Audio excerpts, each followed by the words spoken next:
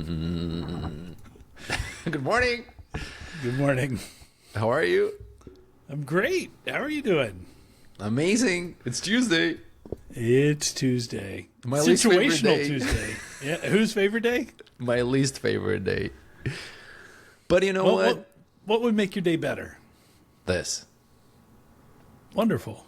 Seriously, because listen, you're more than just my business partner and my ex-boss and all of that stuff. You're my friend. So, listen, I go to work and I see my friend. Well, you know what I mean? Yeah. It's wonderful. So this is definitely making it better. What will even make it even more better, whatever. Who cares? Is More that better. more better, more better? I'm gonna go and work at the cafe and with another friend. Nice. So yeah, we're gonna work and chat, meaning that work 15 minutes, chat for 45, then remember that we have work 15 minutes, and then be like, oh, but did you hear that? And again. So Nice. I'm very excited for it. And even though I have to commit myself to work 2 hours, I'm planning to work to a cafe for 4, knowing that if I just go to 2, I won't have anything done. Yeah. So I'm super excited about it. And, I have a lot of manual testing today. And the more I write code, the more I talk to Copilot, Claude, and all other AI agents and stuff, the more happy I am when I get a manual ticket. Yeah. Yeah. I mean, that's fair. I mean, it's fun testing. I spent 2 hours last night testing a bug. I couldn't figure it out. My hunch is the bug's been fixed a month ago, and I couldn't reproduce it. It hurts, man. It hurts when it's there's this bad production data. It's a very small percentage, right? And so maybe it's a race condition. There's a situation, being Situation Tuesday, you find yourself in, where it's there's this bug ticket that comes in.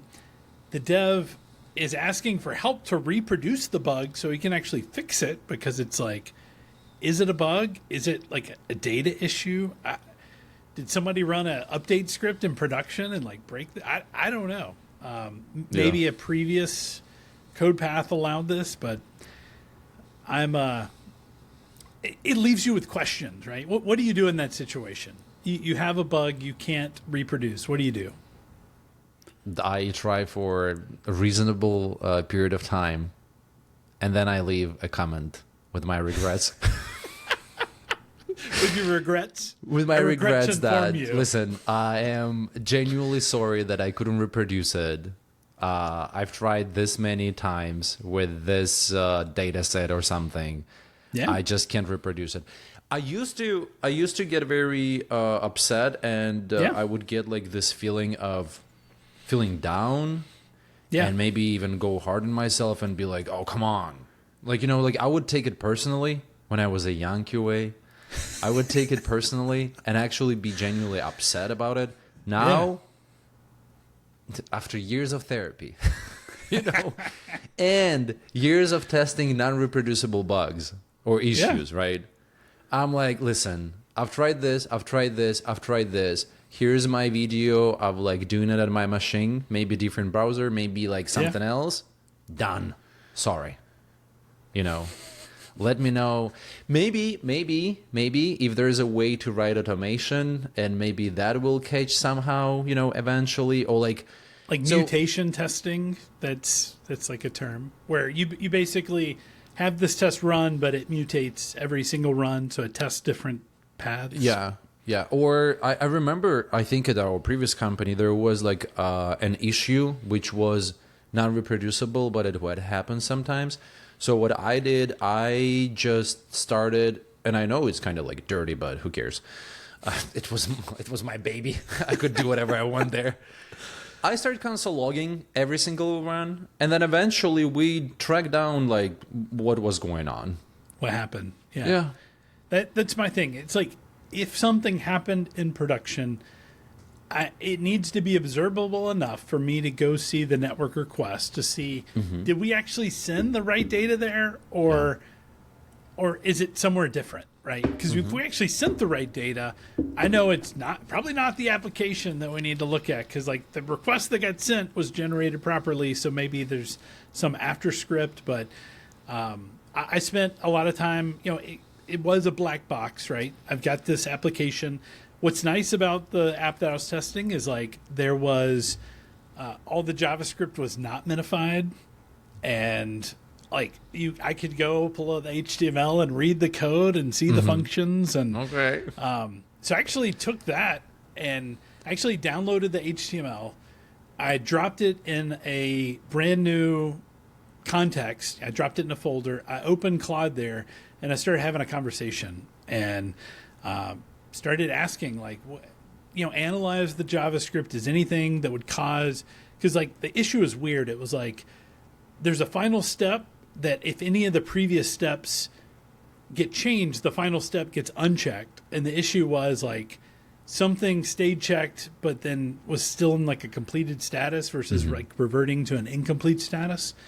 So, I asked like Claude to go do the heavy lifting and go, explore the JavaScript. Tell me, like, is there any logic errors? And I did find there's one area where if I click and unclick something, it doesn't change anything. But all of my experiments and editing the page, reloading the page, saving and then saving again, doing two windows. Like I was doing like, I was bringing all the tricks out of the bag, I mean, it was like everything, all these like tests were just floating around like fireflies, and it was it was crazy, and it was beautiful. But in the end, they all just flew away and no bugs were reported.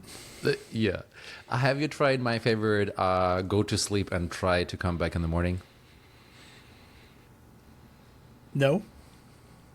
I should do that. I have done the amount of like good work I have done in my life when I would be doing something during the day, especially in the afternoon or especially at night, like after 8.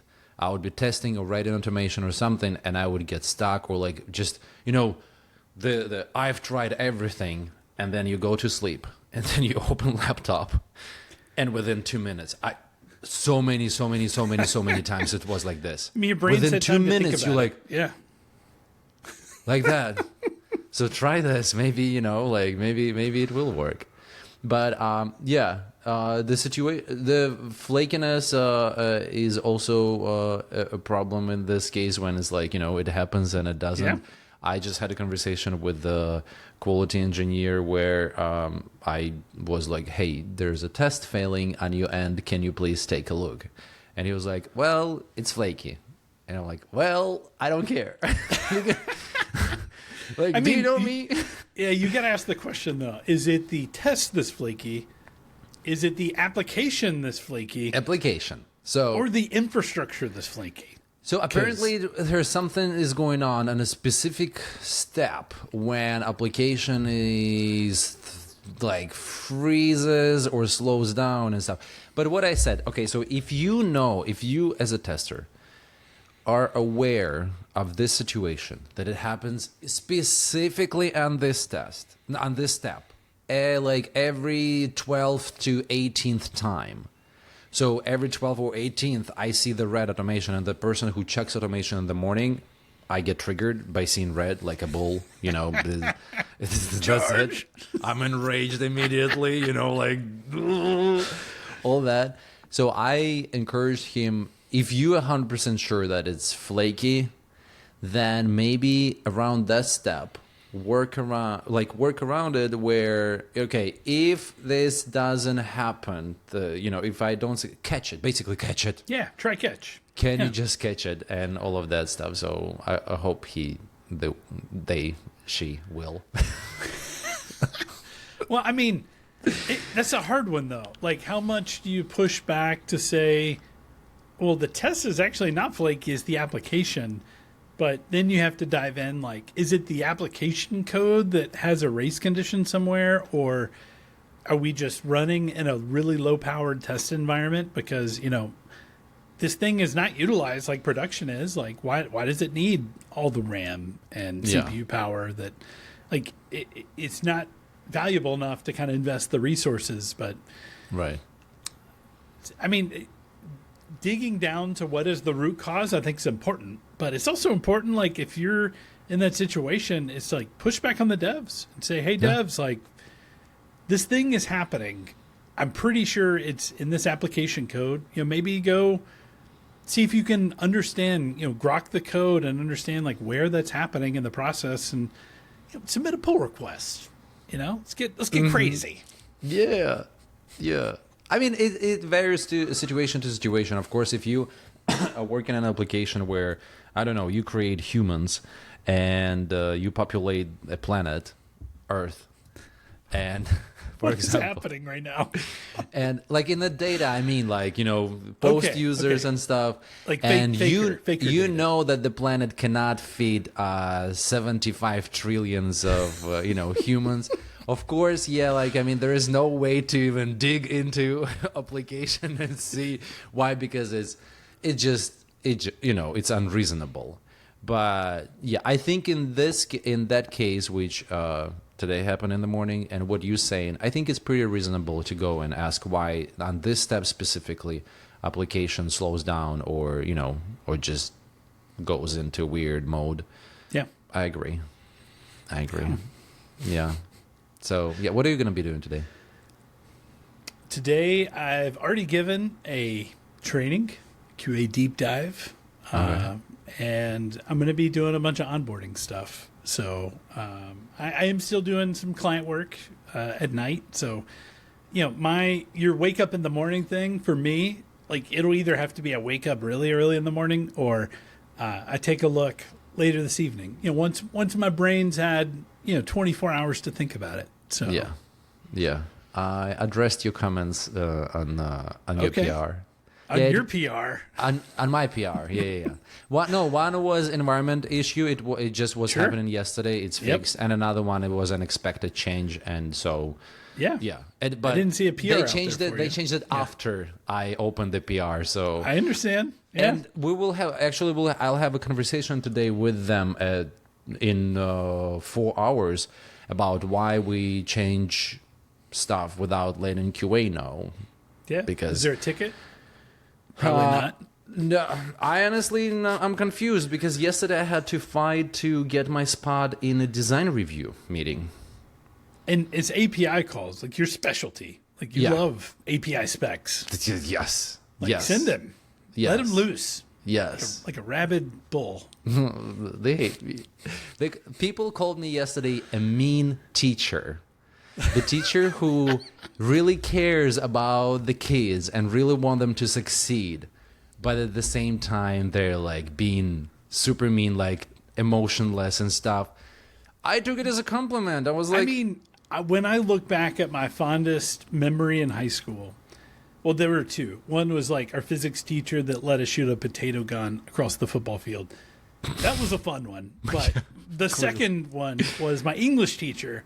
She forced us to write these papers, handwritten. Like, it was very monotonous. She was very strict. And, like, that prepared me for college for writing longer papers. I was still bad at it. But, like, forcing me to do these things and her just being known as someone strict was, like, it was good. It was good. So, be strict. They know if you care. Yeah. I mean good. So, it's just the delivery. Is not nice. The packaging is like, not satisfying. But, it's you just all gotta good. Smile while you're delivering bad news. I do smile. I just, they just know that every time when I open my mouth, nothing good for them is going to happen because good testing is bad news. I mean, but it's true. It is. Yeah. We're out of time. We're out of time. I love you. I'll see you tomorrow. Have fun with onboarding and stuff. See ya. See ya.